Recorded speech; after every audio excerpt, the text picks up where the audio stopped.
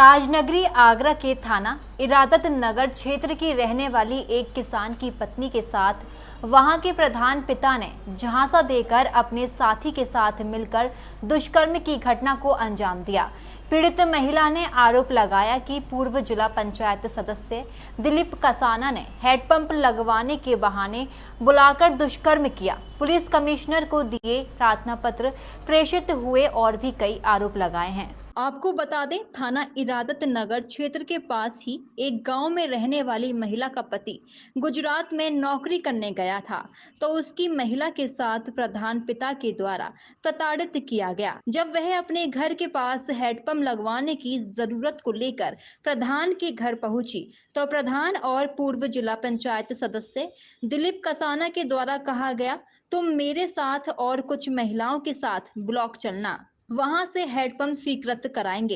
Hand pump लगवाने की जरूरत को लेकर जब मैं वहां पहुंची तो वहां कोई भी महिला मौजूद नहीं थी और मुझे अकेले ही ब्लॉक की कहकर अपने साथ अपने सरदार पटेल एजुकेशन कॉलेज हटा रसूलपुर खेड़ागढ़ ले गया और वहां उसके साथ मौजूद उसके साथी ने मिलकर मेरे साथ दुष्कर्म की घटना को अंजाम दिया और साथ ही उस घटना की एक वीडियो भी बनाई और कहा कि यदि इस घटना के बारे में बाहर कहीं जिक्र किया तो यह वीडियो हम वायरल कर देंगे। वहीं आज पीड़िता ने आगरा पुलिस कमिश्नर को पूरी घटना के बारे में अवगत कराया। प्रधान के पिता और उसके साथी दोनों लोगों पर कार्रवाई करने की मांग की। इन्होंने मेरे को स्पष्ट ही बताया, क्योंकि इन्होंने मेरे को पर्सनल बुलाया था अपनी माँ के घर पे। किसी से बात नहीं करी थी, अपने भाइयों से ना बहनों से कोई बात नहीं इन्होंने डर के मारे बताई किसी को। मुझे पर्सनली बुलाया कि मुझे रखना है या मार दो मुझे, या मैं खुद मर जाऊंगी। मैं बोली ऐसी बात क्या है कि मेरे साथ इतना गलत हुआ है कि मैं मुंह दिखाने लायक नहीं हूँ। मेरे 4 बच्चे, 12 साल का लड़का है, एक 10 साल का है और एक 9 साल की लड़की है, एक 7 साल की लड़की है। 4 बच्चे हैं मेरे पास। तो हमारे भाइयों ने, मतलब मैंने अपने भाइयों में भी ये सब बात पूछी कि कोई गलत है, कोई दबंग लोग हैं भाई, मैं उनसे कुछ बोल नहीं सकता। लोग कौन लोग? ये दिलीप कसाना गुजर हैं, दिलीप कसाना गुजर है और सतीश कसाना है, वो उनका कोई रिश्ते में लगता है। अच्छा। उनके बारे में मेरी मैडम ने मुझे बताया कि इन्होंने पहली वारदात पे, तब तुम गुजरात में थे, तो इन्होंने नल के लिए मुझे बुला था कि आप आ जाओ स्कूल पे, मैं अपने स्कूल से लेके और ब्लॉक ले जाऊंगा आपको।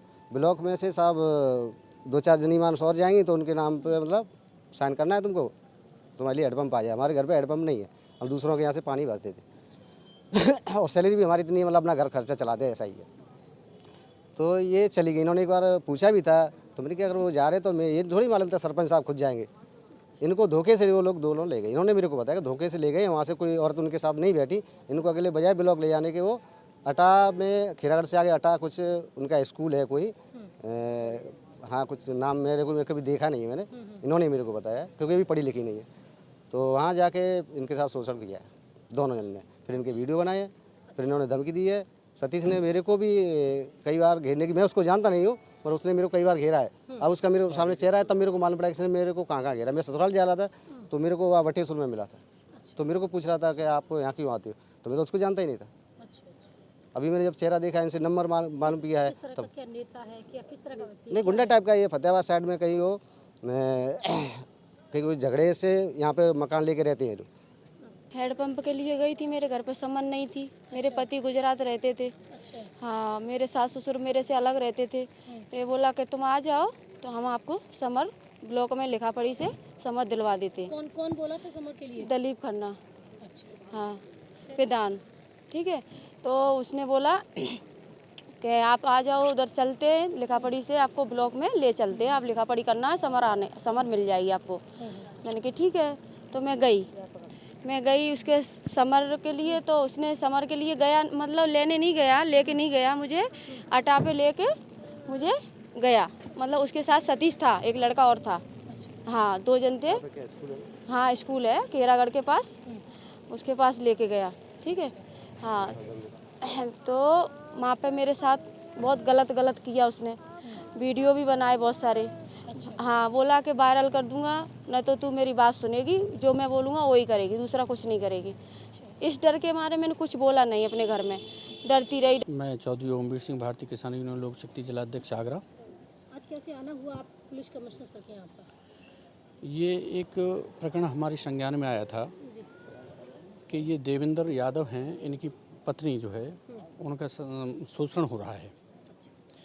तो हम लोगों ने आज जो है यहाँ आकर के कमिश्नर साहब से उनकी शिकायत की। इनके हस्बैंड जो है वो गुजरात में कहीं नौकरी करते हैं और उनकी पत्नी के द्वारा एक समस्या जो है वहाँ के प्रधान दिलीप के सामने रखी।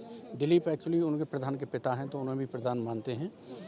तो उनके सामने रखी कि मेरे पास पानी की व्यवस्था नहीं है तो नल लगवा दीजिए। तो नल का इनको आश्वासन दे करके कि चलिए तुम्हें ब्लॉक में ले चलते हैं, वहाँ कुछ साइन वाइन करने पड़ते हैं तब आपका नल लगेगा। तो इसको यहाँ से बहका करके ले गए और वहाँ जा कर के कहीं इनका स्कूल चलता है खीरागढ़ साइड में, वहाँ पर ले गए और वहाँ इनका जो है शारीरिक शोषण किया जाना बताया है। तो उसी प्रकरण को लेकर के आज कमिश्नर साहब से हम मिले और समस्या का इनको बताई कमिश्नर साहब को। कमिश्नर साहब ने तुरंत उस पर एक्शन लेते हुए वहाँ के एसओ साहब को बुलाया है और उनको जो है ले जा करके आवश्यक कार्रवाई करने के लिए और मुकदमा कायम करने के लिए आश्वस्त किया है। वहीं किसान नेता चौधरी ओमवीर सिंह ने पुलिस कमिश्नर से कार्रवाई कर पीड़िता को न्याय दिलाने की बात कही। प्रहाता दर्पण न्यूज के लिए संवाददाता ज्ञानेंद्र शर्मा की रिपोर्ट।